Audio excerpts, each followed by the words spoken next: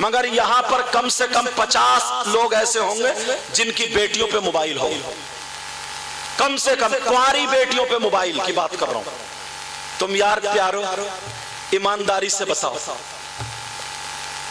किसकी बेटी ऐसी है जिसे मोबाइल की जरूरत है? वो कहां बात करेगी? उसकी फैक्ट्री चल रही है, उसका कारखाना चल रहा, उसकी बसें चल रही हैं, उसके ट्रक चल रहे हैं, उसकी ट्रेनें चल रही हैं, हवाई जहाज उड़ रहे हैं। उसका क्या है जो मोबाइल के बगैर पूरा खानदान भूखा मर जाएगा, ठप हो जाएगा, सब बर्बाद हो जाएंगे? बेटी को मोबाइल इसलिए दिया। कम से कम 3 रोटी खाते हो 1.5 की अकल रखो। ये बात करेगी तो कहां करेगी? किससे करेगी? कौन सा ऐसा रिश्तेदार है जो जवान बेटी को मोबाइल दे दिया? क्या जरूरत है इसे मोबाइल की?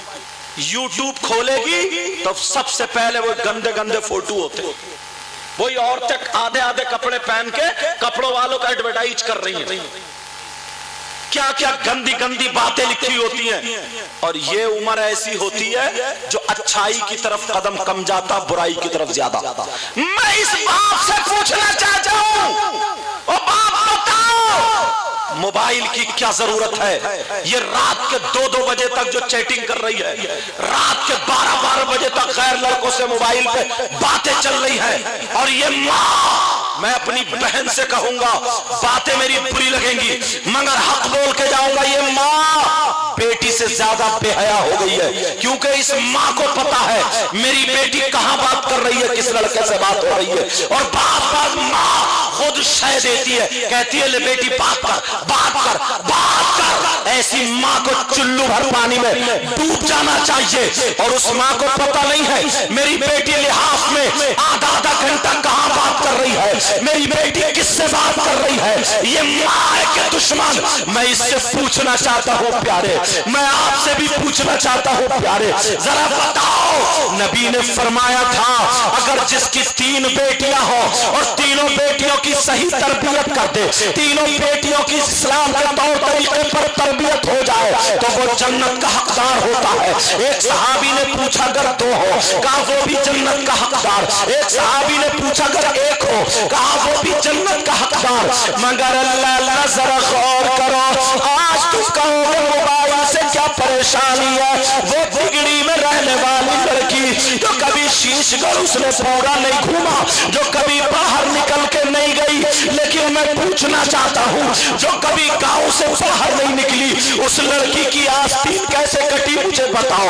उस लड़की के बाद बंबई का फैशन कहाँ से आया बोलो, उसकी चुटिया खड़ी क्यों हो गई है जरा मुझे बोलो, उसके बाल क्यों लहरा रहे हैं जरा मुझे बोलो, उसका गला नीचे तक क्यों चिर रहा है मुझे बोलो, उसकी आधी पीठ नंगी क्यों है मुझे बोलो।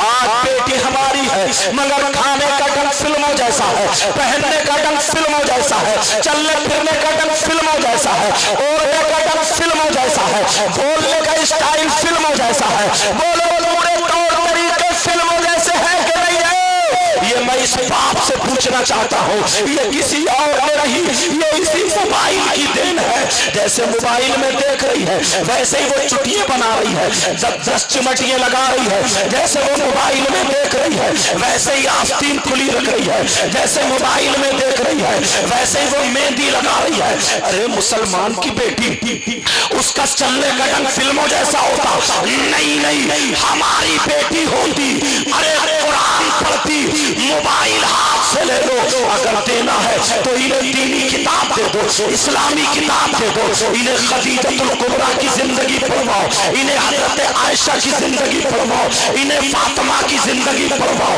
अगर हमारी बेटी कुरान पढ़ती, हदीस पढ़ती, फातिमा की जिंदगी पढ़ती तो खाती हमारी बेटी लेकिन ढंग फातिमा का होता, पीती हमारी बेटी लेकिन ढंग फातिमा का होता, चलती हमारी बेटी लेकिन ढंग फातिमा का होता, सोती हमारी बेटी लेकिन ढंग फातिमा का होता।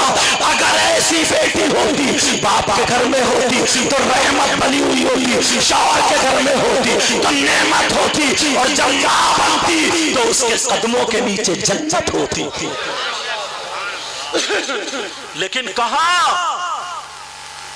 कल कोई देख लेना, तुम्हारे यहाँ अगर शादी हो, 50 लड़कियां हो, एक भी अल्लाह की बंदी ढंग के कपड़े नहीं पहने होगी, एक के भी संभल के सर पे दुपट्टा नहीं होगा।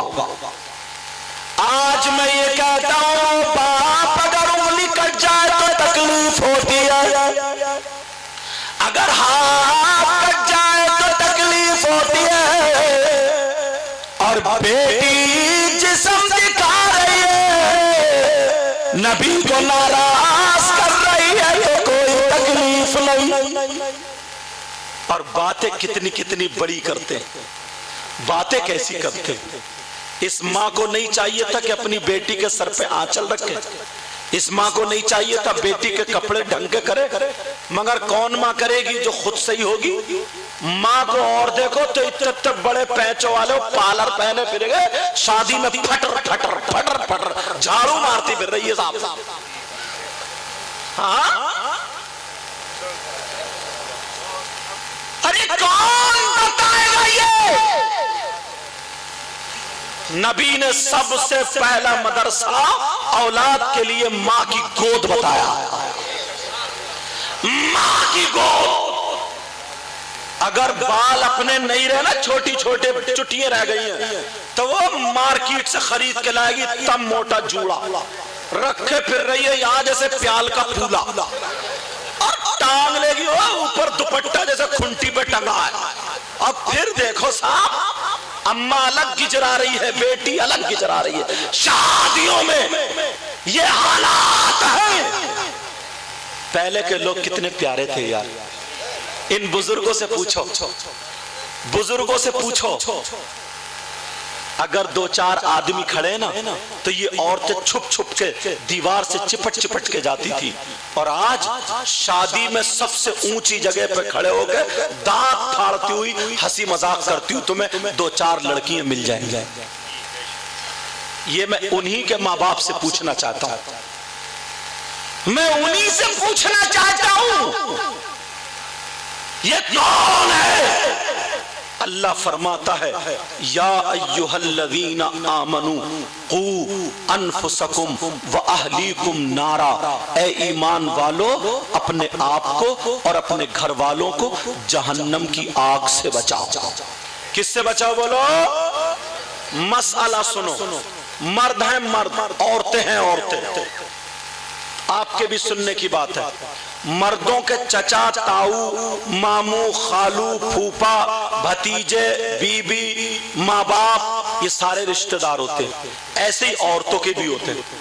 औरतों का शौहर माँ बाप चचा ताऊ खालू मामू फूफा ये सारे रिश्तेदार होते हैं। मगर अब पूछो, मर्दों पर सबसे ज्यादा हक किसका है? चचा का, ताऊ का, मामू का, खालू किसका? मैं बताता हूं, सबसे ज्यादा हक उसकी माँ और बाप का है। मगर ये बाप जिंदगी भर पालता रहा, अब इसकी शादी हुई तो 2 महीने नहीं गुजरे लेके उड़ गया। 2 महीने नहीं गुजरे अम्मा बाप से अलग। ऐसा भी था एक नौजवान, अंदर बीवी कमरे में, माँ दैलान में बैठी है। शीशगढ़ या कहीं जहां अड्डा करीब होगा वहां से लाया काली पन्नी में 1 किलो सेब, और लपेट के इसने सोचा छुपा के ले जाऊं, लपेट के यहाँ चाहे हाथ फटे या बचे, खूब दबा के और सीधा कौन हिलाता हुआ अम्मा से टेढ़ा टेढ़ा टेढ़ा टेढ़ा मुस्कुराता हुआ बीवी के कमरे में जा रहा। किससे छुपा के? अम्मा से, जिस माँ ने अपने मुंह का लुकमा खिला दिया, उस माँ से बच के जा रहा। वो माँ जल सकती है, पूरी दुनिया जल सकती है, मगर माँ का रिश्ता वो है कि अपनी